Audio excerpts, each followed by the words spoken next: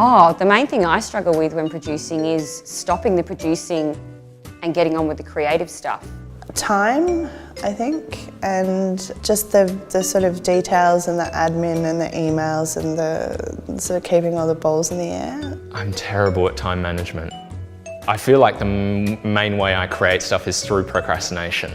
I think perspective, like kind of stepping back from a show that feels super personal is very much you, and kind of stepping back from it and looking at it with a business mind and a marketing mind probably is the hardest, I reckon.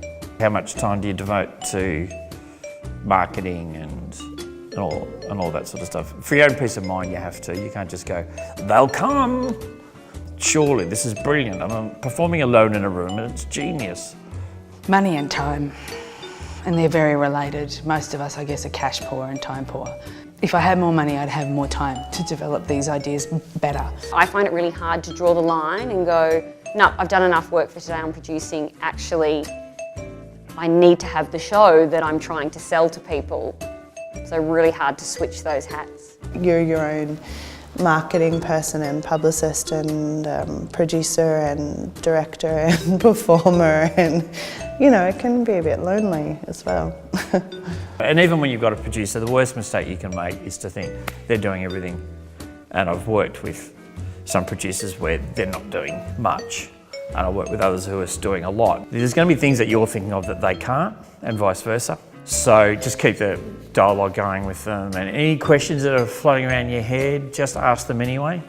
Because sometimes I go, yep, no, I haven't even thought of that. There's plenty of examples of shows that have got picked up by somebody and developed into something else, but then you're being developed into someone else's idea of what they think your show should be. So it can be a balance, but if you can get a bit more time and you're not worried about money, because that usually means you have to do everything yourself, then I think that helps make a better show.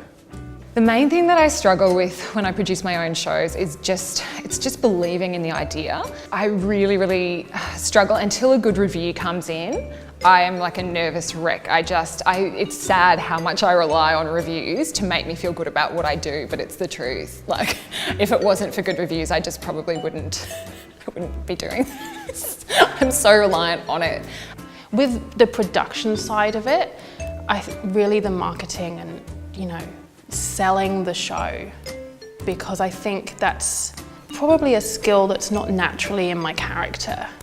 So it's really something I have to work on and really think outside how my brain naturally works. It's always, and I think it's with a lot of people, publicity, getting the name out there, getting marketing.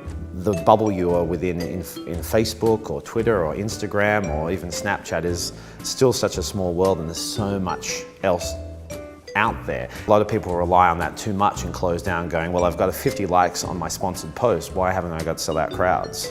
When there's still those traditional means of getting your name out there to people who would never have heard of you or may not have heard of the festival that you're involved in, no matter how long it's been running in the city. And that is always a challenge, to find those type of people who have those contacts, who have those who have that prior experience with these people to help you go beyond just, you know, the friends that you have within your social and, you know, professional circle.